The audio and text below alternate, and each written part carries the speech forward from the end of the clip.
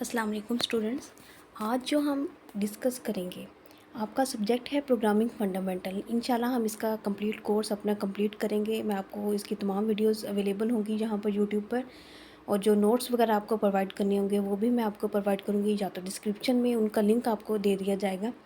अब programming fundamental का आज हम स्टार्ट करते हैं। ये बेसिकली किन स्टूडेंट्स के लिए है जो बीएस केमिस्ट्री विजिट से एफिलिएटेड हैं, या किसी भी यूनिवर्सिटी से एफिलिएटेड स्टूडेंट्स हैं जो बीएस केमिस्ट्री के हैं, वो इस कोर्स को ज़रूर स्टडी करते हैं। जो एडीपी सीएस कंप्यूटर साइंस के स्टूडेंट्स हैं वो इसको लाजमी स्टडी करते हैं, और भी मैथ्स के स्टूडेंट जो हैं वो इसको स्टडी कर रहे होते हैं।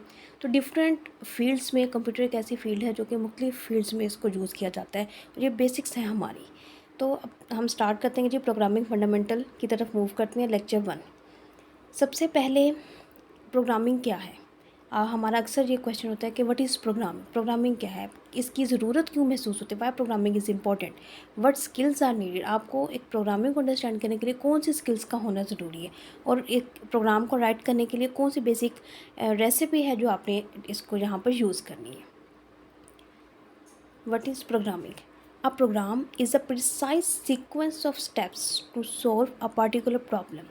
जब भी हमारे पास कोई प्रॉब्लम हो, उसका हमने जो सॉल्यूशन फाइंड करना है, उसको उस सॉल्यूशन की तरफ मूव ऑन करने के लिए जो हम एक सीक्वेंस, एक जो स्टेप्स फॉलो करते हैं एक सीक्वेंस में, उसको हम प्रोग्राम का नाम देते हैं।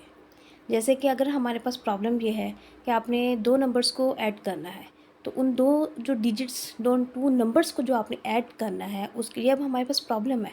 तो हमें सॉल्यूशन क्या है, हम इस सॉल्यूशन तक जब मूव ऑन करेंगे, जो स्टेप्स इसके लिए हम एक लैंग्वेज के अंदर फॉलो करते हुए जाएंगे, तो उसको हम क्या कहते हैं, प्रोग्राम कहते हैं। Why programming is important? The question most of the people ask is, why should we learn to program when there are so many applications, software and code generators available to do the task for us? बिल्कुल ऐसा ही है। बहुत सारे लोगों का ये question है, आपके भी माइंड में ये क्वेश्चन होगा कि हम प्रोग्रामिंग क्यों स्टडी करते हैं। तो प्रोग्रामिंग हम इसलिए स्टडी करते हैं, ये ट्रेडिशनल एक है हमारा, ठीक है, ये बेसिक्स है। जैसे अब आप लोग कहें कि जी हम अल्फ़ाबेट्स, इंग्लिश लैंग्वेज के अल्फ़ाबेट्स और वर्ड्स स्टूडेंट्स को क्यों सिखाते हैं, ठीक है। इनिशियल लेवल पर आपको किसी भी लैंग्वेज का आप उसकी बेसिक्स सीखते हैं, आप उसके अल्फ़ाबेट्स सीखते हैं, उसके वर्ड्स, और फिर वर्ड्स के कम्बिनेशन से बाद में आप सेंटेंसेस की तरफ मूव करते हैं। आप डायरेक्ट सेंटेंसेस की तरफ मूव नहीं करते। तो इसी तरह से प्रोग्रामिंग में भी यहाँ पर हम सबसे पहले इसकी बेसिक्स सीखते हैं। जब आपको बेसिक्स आ जाती हैं, फिर आपके पास कोई भी लैंग्वेज हो, आप उन तमाम लैंग्वेजेस को ईज़िली कवर अप कर सकते हैं। इसके अलावा प्रोग्रामिंग हमारे लिए क्यों इम्पोर्टेंट है? प्रोग्रामिंग इसलिए भी इम्पोर्टेंट है कि जब आपके पास कोई प्रॉब्लम होती है, हमारे पास जब कोई प्रॉब्लम होगी, तो हमने जब उसको सॉल्व करना है, तो हम कुछ अपनी एबिलिटीज़ होती हैं, जो हिडन एबिलिटीज़ होती हैं, उनको यूटिलाइज़ करते हैं, यूज़ करते हैं।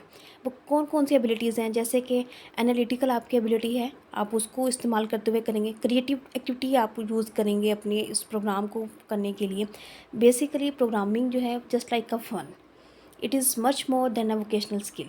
ये एक ऐसी स्किल है जो कि आपके पास अगर वोकेशंस हैं तो आप उसमें भी मतलब इसको लर्न कर सकते हैं। बहुत आसान है, बिल्कुल भी मुश्किल नहीं है। और जो स्किल्स इसमें आपके पास आपकी जो एबिलिटीज़ जो क्रिएट होंगी, वो कौन कौन सी है? Critical reading, analytical thinking, creative synthesis. जब आपके पास एक प्रॉब्लम गिवन होगी, तो आप उस प्रॉब्लम को रीड करेंगे क्रिटिकली। आप देखेंगे कि अच्छा ये प्रॉब्लम है, इसमें क्या इशू क्या आ रहा है हमारे पास, और देन आप उसको सॉल्व करने की तरफ आप अपने माइंड को यूटिलाइज़ करेंगे। आप क्रिएटिवली थिंकिंग करेंगे, एनालिटिकली थिंकिंग करेंगे। आप सोचेंगे कि किस तरह से हमने इस प्रॉब्लम को सॉल्व करना है। What skills are needed? इसके लिए आपके पास कौन से स्किल्स का होना ज़रूरी है? कोई ऐसे स्किल्स नहीं है जो ये कहा जाए कि जी ये आपको कोई पहले से सीख कर आनी है, कुछ भी नहीं है। जनरल बेसिक आपके स्किल्स हैं। क्या? एक, नंबर 1, पे अटेंशन।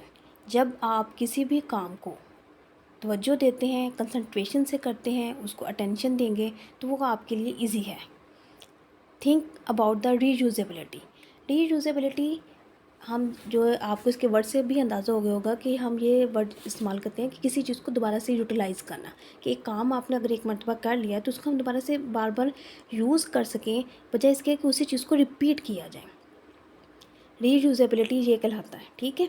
जैसे कि अगर आपने एक प्रोग्राम राइट किया है सर्कल का, ठीक है। सर्कल का एरिया आपने मालूम करना है और उसको जब आपको सर्कल का एरिया मालूम करने का फार्मूला आपके पास है, गिवन है, तो क्या अगर मैं आपसे कहूँ कि रिंग जो है, जो हमारे पास रिंग है उसका आपने एरिया मुझे मालूम करके बताना है, तो क्या आप वो मालूम कर सकते हैं? बिल्कुल कर सकते हैं, क्योंकि हमें मालूम है कि रिंग भी हमारी सर्कल फॉर्म में होती है। तो हर वो चीज़ जो सर्कल फॉर्म में है उसके लिए एक फार्मूला गिवन है, आपने जस्ट उस फार्मूला को यूज़ करना है और आपका सारा काम परफॉर्म हो जाएगा। तो उसको हम कहते हैं रीयूजेबिलिटी। फिर आपने ये देखना, जब प्रोग्राम हम डेवलप कर रहे होते हैं तो जो यूज़र्स हमारे उनके इंटरफेस क्या है, हमने उनके इंटरफेस के अकॉर्डिंग काम करना है।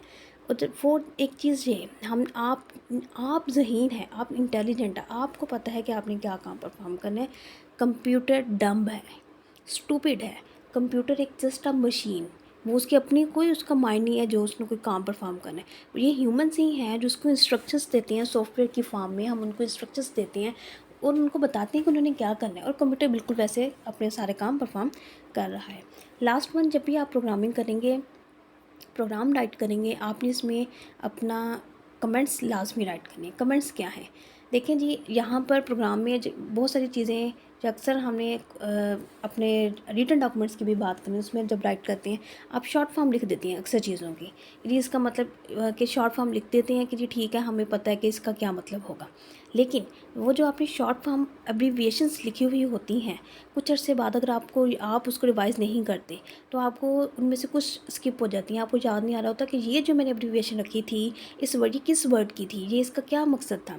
तो इसी तरह से यहाँ पर भी हम वेरिएबल्स जो यूज़ करते हैं वो शॉर्ट फॉर्म यूज़ करते हैं, तो उनके आगे हम उन कमेंट्स में उनका कंप्लीट नेम दे देते हैं। अगर आपने कमेंट्स लिखे होंगे तो आपको मालूम होगा, आप चाहे उस डॉक्यूमेंट को 10 ईयर्स के बाद ओपन करें, आपको पता होगा कि यहाँ पर जो आपने आर नंबर एक वेरिएबल लिया था वो बेसिकली क्या था, वो रोल नंबर था, ठीक है। मार्क्स के लिए अगर आपने जस्ट वेरिएबल एम लिया है तो एम क्या है, आप उसके आगे कमेंट्स में दे देंगे कि ये मार्क्स है, तो आपको मालूम होगा कि यहाँ पर आप क्या यूज़र से एंटर करवा रहे हैं, आप मार्क्स एंटर करवा रहे हैं। यहाँ तक हमारा काम कंप्लीट हो जाता है। ये आपका फर्स्ट लेक्चर है जिसमें आपको बेसिक्स बताई गई हैं कि प्रोग्रामिंग क्या है, क्यों यूज़ करनी है, कौन सी स्किल्स आपके लिए को डेवलप करनी होगी। इंशाल्लाह नेक्स्ट लेक्चर में आपको इससे आगे अगले जो हम टॉपिक्स हैं उसको कवर करेंगे।